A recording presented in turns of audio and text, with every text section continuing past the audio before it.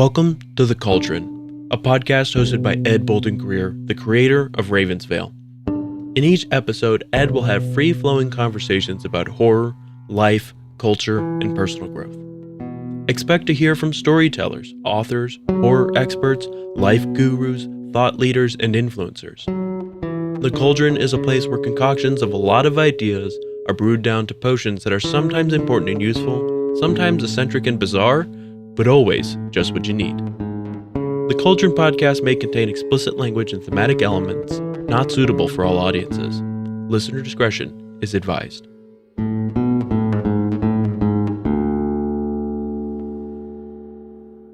Welcome to the Ravens Vail Cauldron Podcast Halloween Special.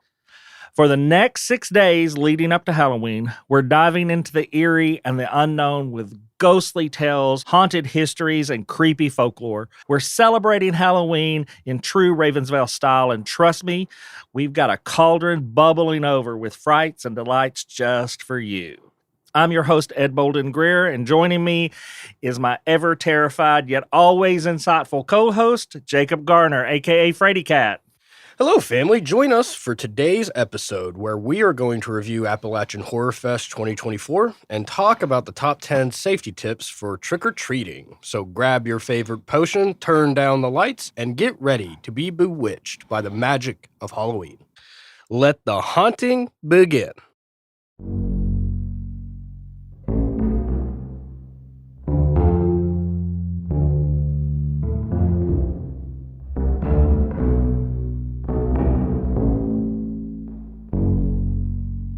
Hey, Jacob. Good morning. Yeah, good morning. It's really early. How you doing, man? It's weird. It's weird being up in the G spot this early. I know. What a way to start the day. But not like I have to remind you, but it's October the 26th, so you know what that means. Yeah, man. Sacrifice. We had to get up early this morning to be at the G spot to record this episode, and kind of broke into my sleep this morning. Yeah, thank God you've always got that French press at the ready for me. I needed it today. I got my monsters here, Halloween theme. Oh yeah, there you go. Man, I gotta say, for the listeners, last night we had our little movie fest. Yep. Over at the Bolden-Greer household. And I gotta say, man, the decorations, I mean, they were great last year. They were pretty good this year, too. And I'm really glad that Jared didn't abuse the fog machine like he did last year. Oh, my God. Last year was so hilarious. The fire department was called on us by our own alarm system. Yeah, so they had their porch set up looking great last year. And then Jared was like, hey, Jacob, real quick, I've got a fog machine out here. Do you want to see it? And I was like, yeah, go for it, man. Turned on full blast. Full blast. And then he just kept going and going and going. Well, the fog creeped back into the house, like underneath the doorway. Up somehow. to the smoke detectors. Up to the smoke detectors, and it started going off. Ed, you were like still getting the, drinks or something ready. I was making drinks. And I'm like, what the hell? So hold on. I run to the front of the house. Jacob has taken his shirt completely off, and he's fanning the control panel. Yeah. Not the actual fire smoke detector. Not the actual smoke detector, but the alarm panel. Well, because I panicked. All right. There's two things to take away from this. One, I panicked, and two, under pressure, I go into action. And you guys were like fucking with the panel. So in my mind, I thought, oh, this thing can detect the smoke. I was trying to turn the alarm off. It was so loud that I ripped my T-shirt off and started fanning it to get it to turn off. And then your other guests showed up shortly after we got to stop, and I'm still standing there with my shirt off. Why do I tell a lot of stories about you with your shirt off? Dude, I don't know. Oh man, that was really funny. It was really fun. I will say though, there was one element that was lacking out of the Halloween decorations this year. What are you talking about? I guess I'll just address the elephant in the room. I mean, they were wonderful. You always have a very nice eye for, decor in general. But Butts there. It really felt like it would have tied all of the decorations together if, I don't know, let's say there was a 17-foot skeleton. Fuck you. Somewhere near the property. You know, Jared will not allow me to have a 17-foot skeleton and you rub it in. You know, did you know you're 5'5"? Yeah. So, like, more than 3 of those would equal at least one really cool decoration. Ed, I'm really just looking at it from the optics for your sake. Like, you own a horror podcast network and you don't. And I don't have a 17-foot skeleton. I know.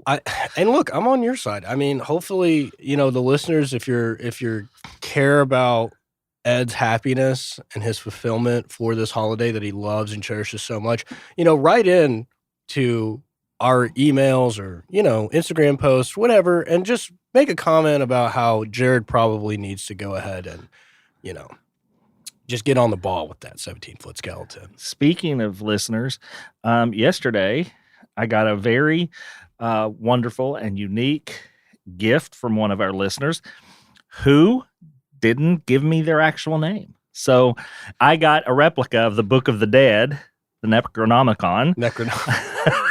Necronomicon. And it came with a nice card and everything. But I don't know who's in it because they signed it Ash and said Groovy, which is like the character from the Evil Dead. Yeah. And all I know is it was shipped from Clarksville. Yeah. No return address or nope. Yeah, but it was from Ash Williams. Yeah, it was from Ash really Williams, funny. Which was funny and cute. Whoever sent it, thank you so much. We appreciate gifts like that. Adding it to the collection here at the G-Spot. It was really cool. I find it really funny that they purposely hid whoever sent it to you. Like, yeah, or they forgot. and being so excited about signing it Ash that maybe they forgot. Dude, I am really looking forward to the Mystic Raven masquerade tonight, which is why we're having to come in and record this so early. Lord. Yeah, I'm excited about it too. I mean, did we tell the listeners what you're doing for the food? It's crazy. No, we haven't. I don't think we've told it them. Jared and I are throwing a Ravens Vail masquerade called the Mystic Raven Masquerade. And it's going to be tonight. And just going to say, it's going to be fun. There's not a lot of places to dance around here. And we've got DJ Candy Ann, who's coming in to spin some music for us. Mm-hmm. She's going to do like 80s, 90s, 2000s, and Halloween music for us. We've got food, which is your main concern there. Dude, this is just such an insane concept. You've heard of like charcuterie boards, right? You mean charcuterie boards? Is it charcuterie? Yeah, not charcuterie boards, charcuterie. Charcuterie boards. So Ed, let me tell you guys something about Ed. Ed never half-asses anything. So he's getting a catering company to make a whole damn charcuterie table. Yeah, 8 feet of charcuterie. That's insane to me. I am so excited. And the drinks are going to be fun, too. Yeah, we've got some potions that our bartender V is going to be mixing up for us. And I'm just really looking forward to it. I don't think I've told you this, but we're having a costume contest, but it's a very special costume contest. You have to come dressed as a witch to participate. Ooh. You don't have to be a traditional witch with a pointy hat and a wart on your nose or anything like that. Any kind of witch that you want that's kind of original would be even better, you know. Mm-hmm. But there's a $200 prize for that. Oh, shit. Yeah. I might have to give it a shot. Get you a little witchy on. Dude, yeah, that'd be cool. Charcuterie table, drinks, and $200 if I win. And you know what? Knowing the people in your sphere, there's going to be people that just show up dressed normally and be like, well, I actually am a practicing witch. Yeah, there has to be a costume. There has to be a costume, though. Can't be your everyday clothes. Which, by the way, congratulations, I should say, because earlier this month, and then part of the reason you guys are also doing this masquerade was you and Jared just passed the 3-year mark for your anniversary. Yeah, at the first, we got married on October 1st, so it's been 3 years. Man, time flies, doesn't it? Kind of doing it as a late anniversary gift. We had to work for Appalachian Horror Fest 2024 up until and through our anniversary. And so it's a nice little relaxing thing. We don't have to do very much for the masquerade. So, we're looking forward to it tonight. AHF was amazing. Appalachian Horror Fest 2024 was such a big success. We sold out tickets in early August. Yeah. And the response from our sponsors, the response from volunteers. Oh my God, we had 13 volunteers this year, And of course, I made a big announcement. I guess I'll tell everybody that's listening too. Yeah. Appalachian Horror Fest 2024 will not be at Central Cinema next year. 2025. I'm sorry, 2025. I'm so used to saying 2024. Appalachian Horror Fest 2025 will not be at Central Cinema next year. We will be partnering with Central Cinema for something, but we're actually going to be changing venues. We are going out west a little bit to the Cedar Bluff area. Cedar Bluff Holiday Inn in their little expo center. We've rented the entire thing, about 8,000 square feet. We were going to have vendors this year, unlike all of the fake people advertising vendors on Facebook for us. But we're going to have vendors, a day-long show. Yeah. It's just going to be great. And like I said, we're partnering with Central Cinema in creating a Friday night, late night double feature. Which is going to be so much fun, and I love that. And, shout out to Central Cinema for the last 2 years that we worked with them. The venue was amazing. The staff is incredible. They've always been so courteous and nice to us. Absolutely. They bend over backwards. But just simply put, we're just getting a little bit too big for the space. We could have sold 100 more tickets. Easily. Yeah. Easily. So I cannot wait. I know that the crowd at AHF this year was so excited when we made that announcement. I'll tell you, I was so overwhelmed by not only the music, because I knew the music was going to be good. The two Greer boys always bring it. Oh, yeah. Cody Blackwell. Wow. Knocked it out of the ballpark. Really did. And then our newest addition this year, Dark Mountain Orchid. Oh, yeah, the openers. Yeah, was like amazing. Dude. And then I'm just going to say the stories that were told this year were doubly good. Like the first year was good. Oh, yeah. But this year, the storytellers, our newcomers, their stories were phenomenal. But our master storytellers, I just was like, y'all got some twisted minds. Yeah, I know. And I can't believe they did fantastic last year, but our master storytellers that returned, I don't know how they did it, but they just stepped it up another notch. Yeah. I mean, it was really awesome. And I loved watching the reactions of the crowd. And I want to say thank you to you, Jacob. The real star of the show. You're welcome. Jacob was my co-host for hosting the actual Horror Fest this year. I crushed those ad reads. You did? I had people hanging off of every word. You had them in tears. Tears almost, talking about delicious Mexican food. Yeah. Shout out to Monterey Mexican Restaurant. They were a supporter, not a sponsor of the podcast, but a sponsor of Appalachian Horror Fest. Yeah, which is awesome. Hey there, family. It's Kristen Newby, the voice of Sybil.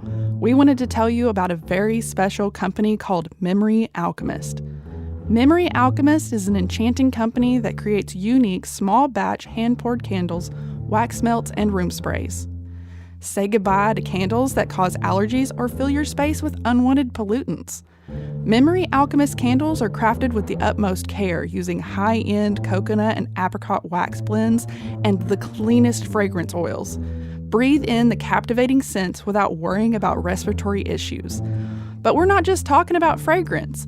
Memory Alchemist candles are adorned with exquisite graphics that perfectly match each scent, telling a unique story. It's a delightful blend of sight, scent, and imagination. Light up your world with Memory Alchemist. Discover the art of scent and storytelling. The scent of imagination. You can visit the Memory Alchemist website at www.memoryalchemist.com and tell them Ravens Vail sent you. One of the things that I wanted to talk about in this episode was a movie from the movie fest the other night. Oh, yeah. Yeah. It happens to be my favorite movie, my favorite Halloween movie. You don't say. Every convention we go to, you're like a heat-seeking missile for anything with Sam on it. Yep. I have a huge Sam collection. I have various versions of the movie. And dude, your costume is badass. Yeah. By the way. I've got a Sam costume that I've added to. I just recently added the actual burlap head instead of the foam one. But I want to talk about Trick or Treat. Yeah, that's the movie. Yeah. It is a 2007 anthology directed by Michael Daughtery. I've done a blog about it. Yeah. And so people can go over to the website and see the blog. But it's a really good movie. I think it's fantastic. And I guess before we started to record, I was like, Ed, should we give like a spoiler warning? But dude, the movie came out in 2007. All right. Yeah. And we're not going to talk too much about it, but I'll just say in just trying to find some of my favorite things as we were watching the other night, I went to look up the name of the person who played Sam. Yeah, Okay? the actual child actor. Yeah, Quinn Lord. I could remember Quinn, but I couldn't remember his last name. So I looked up Quinn Lord. He was the child actor who at 5 years old played Sam. 5 years old. Which is crazy. He did such a good job. Yep. And for those of you who are not into this movie or have never watched it, Sam is really the main character of a bunch of stories that are all coming together. Yeah. And Sam is portrayed as a child, 5-year-old child, in a burlap pumpkin head type mask and an orange patchwork onesie. He's got a sucker in one hand and he's got his bag in the other hand, and that's the iconic picture of Sam. But Sam is a demonic creature that is essentially responsible for enforcing the rules of Halloween. Yeah. So he's kind of like the gatekeeper. He's the gatekeeper for Halloween. And he really punishes people that break the rules of Halloween. Really punishes people. I think one of the storylines, because there's a couple going on at the same time, but the principal is probably what I would call the main storyline, and the neighbor, the old grumpy hermit, you know. But the principal, he, you know, when I first saw this years ago, I would never have imagined that the principal was the serial killer. Yeah, I know. Or a serial killer, I guess I should say. I find it funny, too, that his name is Stephen Wilkins. That's the most, like, generic principal name ever. But, dude, he's a bad bastard in that movie. Oh, yeah. He was terrible. Yep. Like, he, in the movie, there was, like, a little kid who was, like, trashing some jack-o'-lanterns or something, right? And then the principal acts like it's not a big deal, gives the kid a candy bar, and it was, like, laced with cyanide. Yep. I was like, oh, my God. Yeah. I think the most iconic scene in the whole film is the Halloween school bus massacre. That was crazy. Yeah. There's a group of kids that are playing a prank that it goes horribly wrong. And so they're using, I guess the best way to explain it, they're using a local urban legend to play this prank, but then it kind of comes to life. Yeah. So yeah, the folklore or whatever in the movie, these parents apparently bribed some school bus driver to kill all their kids. So he's got them like chained to their seats. But then one of the kids gets out, but then still careens off of the cliff and crashes in the quarry where they're telling this spooky story. And of course, every good horror movie has to have like the sex part, and there's the virgin, Lori, and she's looking for her first time doing it. Which is like, again, like the classic horror movie trope that there's one person trying to get busy with, whatever. And then I thought it was kind of like surreal in a way that all of her friends just like start transforming into these like werewolf sort of cryptid monsters. Well, they didn't say first time having sex. Yeah, I know, right? It was her first transformation. So, all in all, I just can't say enough about it. I hope you enjoyed it because it was the first time you saw it. I loved it. I see why it's a cult classic for sure. And I can't believe it. I waited this long. And you know me, I don't really like horror movies, but there was like one thing that I liked about this horror movie, more so than other ones where it's just kind of senseless and then they beat the monster. Like, Sam kind of is like an anti-hero in a way. Yep. Like, a lot of the people that ends up dying in the movie, outside of like the innocent kids, or like the kid that ate the candy bar or anything like that, or the, the ghosts that come out of the lake. I really like that you're sort of kind of like rooting for Sam to like punish these people. Yeah, he's doing his job. Yeah. And in all of those scenarios, there are humans who are the bad guys. He's just enforcing the rules. Yeah, exactly. He's kind of like he keeps Halloween straight. He's a Halloween hall monitor, I guess. Yeah, he's something. But looking up Quinn Lord, he's a handsome guy, and he basically has been in a shit ton of stuff. Really? What all has he been in? He was in Once Upon a Time. I can't even remember all the stuff, but there's like 60 credits under his name. Shit, son. Yep. Was that where he got to start? I would assume so. I think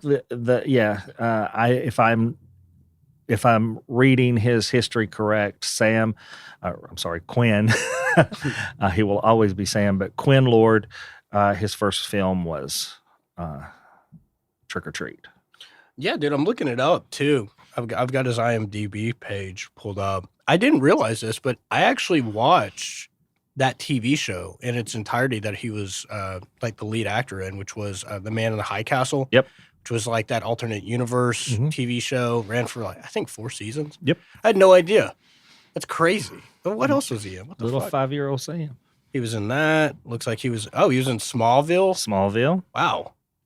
Dude, his page is just littered with stuff. And like, it's Sam, man. It's Sam, yeah. That brings us this conversation. Let's say that. So all this talk about Trick or Treat, right? The movie has made me think about things when we were younger, and all of the tropes about razor blades and apples and all that stuff, the scary stuff about trick-or-treating. Yeah. And I thought it might be nice if we gave some safety tips for keeping kids safe. Yeah. Okay.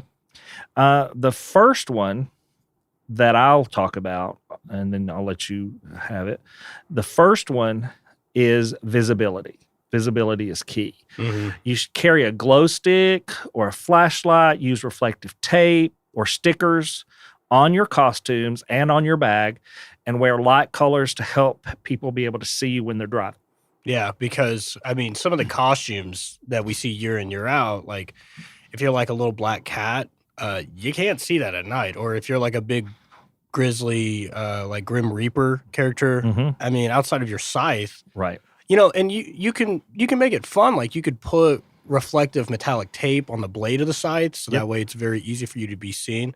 And just be careful because these kids, they get hopped up on candy and sugar, and they're running from, crazy, street to street. Well, that brings me to the next one: adult supervision. Always have somebody with any kids under the age of 12 when they're trick-or-treating. Oh, yeah. If older kids are going alone, plan and review the route they're going to take so that you know where they're going to be. Yeah. And, you know, the kids, they'll deviate from the route if they see a potential like, oh, that house looks like they're definitely going to give out good candy. You know? Yeah. So, I mean, you got the tracking apps like, what is it, Life 360 or something like that? You know, every kid has a cell phone now. That's a good way. So that way, even if they get lost and they call you and they're like, I don't know where I'm at, I don't know what street I'm on, you just pull open the app, you know? Right. The next is wear safe costumes. Choose costumes that are the right size to prevent tripping and falling. Make sure your costumes and any wigs or accessories are fire resistant. Oh, God, yeah. You can't tell you how many times I've seen kids kick pumpkins with actual candles inside of them accidentally. Yeah. Fall off the porch or something. Well, pumpkins are slick, too. Once you, like, crush them, I mean... Also, I randomly, while we were doing research for this episode, I just randomly found some statistic, and I can't think of the number now, but the amount of sprained ankles and sprained wrists from kids jumping down stairs from a front porch or running across the street, not seeing where the sidewalk ends type of thing, it goes up dramatically. Also, I guess my next one is remind kids that when they're crossing the streets to cross it, crosswalks or at corners, and make sure they're looking both ways. There's a lot of inebriated adults out on the roads at that time, along with a lot of excited people.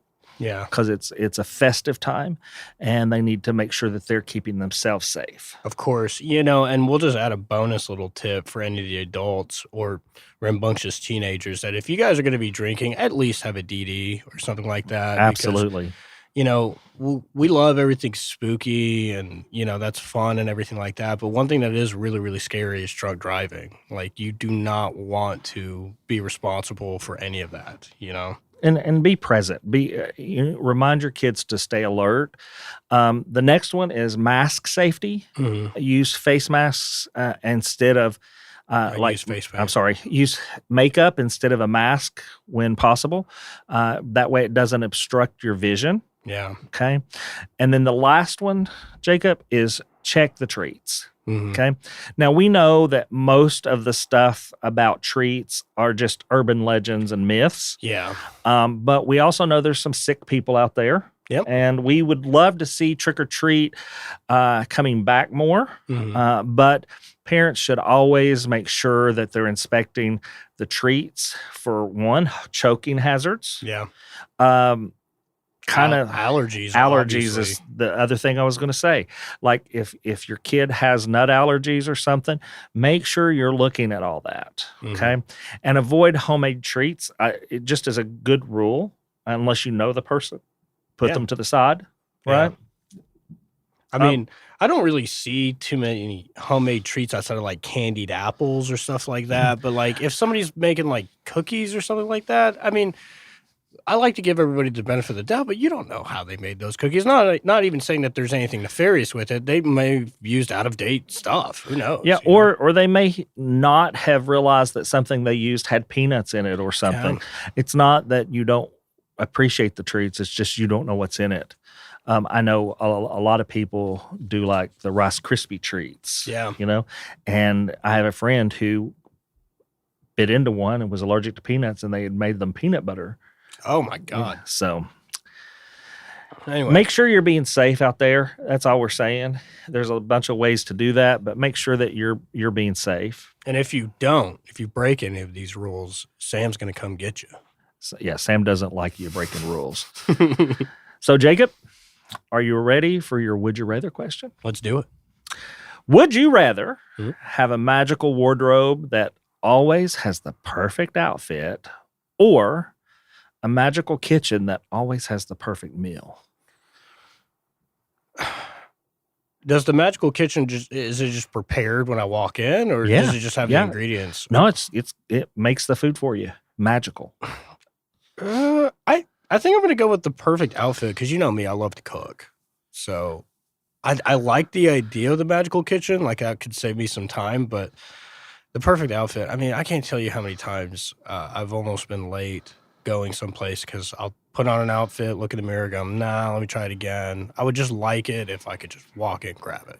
I would choose the kitchen. Really? I know it's not my question, but I'd choose the kitchen because although I like to cook, this doesn't say I couldn't cook. It just says I would always have the perfect meal. For you, that would be like every time you walk in, there's just a jar of peanut butter. Peanut butter? That's Pretty much so. And some jalapeno chips. all right. Here's yours. Would you rather be able to remember everything you read or be able to remember everything you hear? Oh, wow. That one's challenging. I'm going to say I would like to remember everything I hear. Most of my reading experience these days are business things. Yeah. My entertainment is mostly things I hear. I listen to books more than I read books these days, especially if it's available. So I would like to remember all those things, plus conversations and all of that. Yeah, I'll go with I would like to remember everything I hear. And that way I can let some of the letters that I have to read go. You'd be a damn good lawyer, too. Ed, are you ready for a dad joke? I guess. Okay, this one's pretty good. I like this one. What do you get when you drop a pumpkin? Pumpkin pie? Squash. Oh, God. Oh, God. There's one for every day. For every day this couple week. Of days. I know. So just buckle up. And that wraps up our first episode of our Ravens Vail Cauldron Halloween special. We hope you enjoyed our journey to the shadows and the supernatural. Remember, the veil between the worlds is thin this time of year, so keep your eyes open and your wits about you. A huge thank you to all of our listeners. May your nights be filled with more treats than tricks. And until tomorrow, stay spooky, stay safe, and keep the spirit of Halloween alive in your hearts. Now, family, you adults have a few chores to do. Go on over to ravensvail.com and see about doing your chores on social media. Follow us on all the social media platforms that we've made available just for you folks. Like, listen, subscribe, and follow wherever you listen to podcasts. And if you don't mind, please leave us a good rating and a kind comment. You can find the Ravens Vail Cauldron Podcast on your favorite podcast platform. Just search for the Ravens Vail Cauldron Podcast and make sure you hit the follow button to stay up to date with all of our latest episodes. And family, don't forget to tell your friends about us, won't you? So until tomorrow, family, happy Halloween. The Ravens Vail Cauldron is a production of Small Raven Media. Today's episode was hosted by Ed Bolden-Greer with co-host Jacob Garner. Audio engineering and sound design by Nick Devan at Nicky D Sound. Copyrighted 2024, Small Raven Media. All rights reserved.